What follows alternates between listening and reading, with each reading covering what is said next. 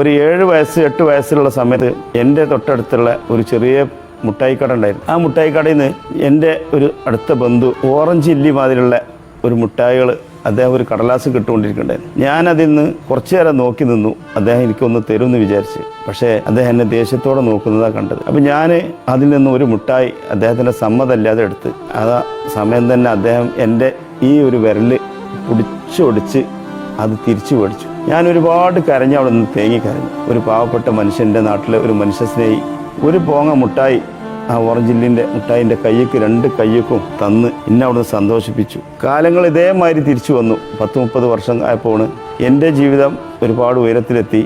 ആ മിഠായി മേടിച്ച ആൾ ഒരുപാട് താഴ്ചയിലും വളരെ വിഷമത്തോടെ ജീവിതമായി. അദ്ദേഹത്തിന് ജോലി ചോദിച്ചതിൻ്റെ അടുത്ത് വന്നു. ഞാൻ അദ്ദേഹത്തിന് മാന്യമായ ജോലി കൊടുത്തു, സാമ്പത്തികമായിട്ട് സഹായിച്ചു. പക്ഷെ അന്ന് ഞാൻ എൻ്റെ കരച്ചിൽ കണ്ട് എനിക്ക് മിഠായി എടുത്ത് തന്നെ എൻ്റെ ആ മനുഷ്യസ്നേഹി എൻ്റെ അടുത്ത് ഒരു ദിവസം വന്ന് എന്നോട് ചോദിച്ചു, എനിക്ക് ഒരു 2000 രൂപ വേണം, ഒരാഴ്ച കഴിഞ്ഞ് തിരിച്ചു തരാം. അത് പറഞ്ഞു വന്നപ്പോൾ എനിക്ക് അദ്ദേഹത്തോടുള്ളൊരു സ്നേഹം ഇഷ്ടം എത്രയെന്ന് പറയണ്ട. ആ മുട്ടായിൻ്റെ വില 2000 10,000 തീരുന്നതല്ലായിരുന്നു.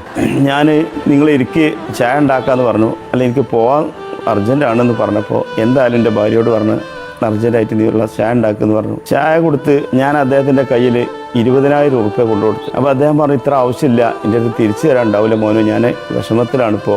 ഞാൻ അദ്ദേഹത്തിനോട് പറഞ്ഞ്, ഈ കാശ് എനിക്ക് തിരിച്ചു തരാനുള്ളതല്ല, ഇത് ഞാനും നിങ്ങളും പാടൊരു കട ഉണ്ട്, ആ കട ഞാൻ വീട്ടിൽ തീരൂല. അന്നത്തെ ആ മിഠായിൻ്റെ വില 20,000 അല്ല 20 ലക്ഷം തന്നാലും തീരൂലേക്ക, മനസ്സിന്ന് പോവില്ല നിങ്ങൾ അന്ന് തന്ന ഒരു മിഠായിൻ്റെ സ്നേഹം. ആ പാവം മനുഷ്യൻ എന്നെ കൂട്ടിപ്പിടിച്ച് കരഞ്ഞു. നിങ്ങളൊക്കെയാണ് മനുഷ്യർ, നിങ്ങളൊക്കെയാണ് മനുഷ്യത്വം എന്നുള്ളത് മനസ്സിലായ ആൾ. വന്ന വഴി മറക്കാത്ത എൻ്റെ മക്കൾ ഒരുപാട് ഉയരത്തിലെത്തും. എത്ര ഒരു സ്നേഹമാണ് ആ സമയത്തും അദ്ദേഹം എനിക്ക് തന്നത്. രണ്ടാളും കണ്ണീരോടെയാണ് അങ്ങോട്ടും ഇങ്ങോട്ടും പിരിഞ്ഞത്. അപ്പോൾ നമുക്കൊക്കെ മനസ്സിലാക്കാം, കുഞ്ഞു മക്കളെ നമ്മൾ ആട്ടിവിടാനോ അവർക്ക് നൽകാതെ ഇരിക്കാനോ ചെയ്യരുത്. നാളെ അവന് ചിലപ്പം പടച്ചമ്പുരാന് ഒരുപാട് ഉന്നതിയിലെത്തിക്കും. അന്ന് നമുക്ക് തിരിച്ച് അവനോട് സഹായം ചോദിക്കാനുള്ള സാഹചര്യം ഉണ്ടാവും. എൻ്റെ അനുഭവം മാത്രം. ജാതി മതം പറയാൻ ഞങ്ങൾക്ക് അധികാരമില്ല. വിഷന്ന കാലത്ത് മേനമ്പാപ്പയും ജാനകിയമ്മയൊക്കെ ഒന്നും ഭക്ഷണം തന്നില്ലേ. ഉമ്മ സുഖമില്ലാതെ സീരിയസ് ആയി കിടന്നന്ന് ആരും കൊണ്ടുപോകാൻ ഹോസ്പിറ്റലിലില്ലാതെ ഇനി കൊണ്ടുപോകേണ്ട, മരണം ഉറപ്പാന്ന് പറഞ്ഞപ്പോൾ അന്ന് മുകുന്ദേട്ടനും സുബ്രേട്ടനാണ് ചാക്കിൽ മുള കൊണ്ട് കെട്ടിയിട്ട് തിരൂര് ഹോസ്പിറ്റലിൽ ഉമ്മാനെ എത്തിച്ചത്. അങ്ങനെയാണ് ഉമ്മ രക്ഷപ്പെടേണ്ടത്. അപ്പോൾ നമുക്ക് എവിടെ ജാതി? അവർക്കന്ന് ജാതി ഉണ്ടെങ്കിൽ എൻ്റെ ഉമ്മ അന്ന് മരിച്ചിരുന്നു. ഞങ്ങൾ പട്ടിണി കിടന്ന് മരിക്കുമായിരുന്നു. മേനമ്പാപ്പയും ജാനകിയമ്മയും ഇല്ലെങ്കിൽ. പടച്ചമ്പുരാൻ നമ്മളെ ഹൃദയത്തിക്കാൻ നോക്കണം. പള്ളിയിലും അമ്പലത്തിലും മാത്രം ഓടിയോണ്ട് കാര്യമില്ല. ആദ്യം നമ്മളെ മനസ്സ് അത് നന്നാവണം. അത് നന്നെങ്കിൽ മാത്രമേ നമുക്ക് എല്ലാ വഴിയും ഉണ്ടാവുള്ളൂ, പടച്ചമ്പുരാൻ നമ്മളെത്തുണ്ടാവുള്ളൂ.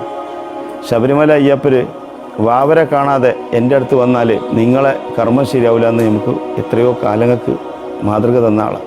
അങ്ങനെ ഓരോ മതത്തിലും മനുഷ്യനെ സ്നേഹിക്കാനും സഹായിക്കാനും പറയുന്നുണ്ട്. ആരെയും ആക്രമിക്കാനല്ല പറയുന്നുണ്ട്. ചില ആളുകൾ സമ്പത്ത് വരുമ്പോൾ അത് മറന്ന് ജീവിക്കും. ആ പൂത്തിരി കത്തുമ്പോൾ നല്ല പ്രകാശീകരം, പക്ഷെ ആ പൂത്തിരിക്ക് വലിയ ആയുസ്സുണ്ടാവില്ല. അതുമാതിരിയാണ് പടച്ചമ്പുരാൻ നമ്മളെ തന്ന സമ്പത്ത് നമ്മൾ ആർഭാടായിട്ടും അഹങ്കാരമായിട്ടും ജീവിക്കുമ്പോൾ ഓർക്കുക, അത് തിരിച്ചു എടുക്കും പടച്ചോൻ. പിന്നെ നമ്മളൊക്കെ ഒരു യാത്രക്കാർ മാത്രമാണ്. തിരിച്ചുള്ള ഒരു യാത്ര നമ്മൾ പ്രതീക്ഷിക്കാതെ എവിടെ വെച്ചോ എപ്പോഴാണെന്നുള്ളത് പടച്ചമ്പുരാനെ അറിയുള്ളൂ. ആ സ്പോട്ടിൽ വെച്ച് അള്ളാഹ് പിടിക്കും. ആ നേരത്തെ ഞാൻ എൻ്റെ എല്ലാ സമ്പത്തും കൊടുക്കാമെന്ന് നമ്മൾ പറഞ്ഞിട്ട് യാതൊരു കാര്യമില്ല.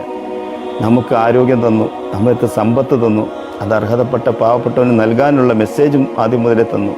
പക്ഷേ നൽകിയില്ലേ അനുഭവിച്ചേ തീരൂ.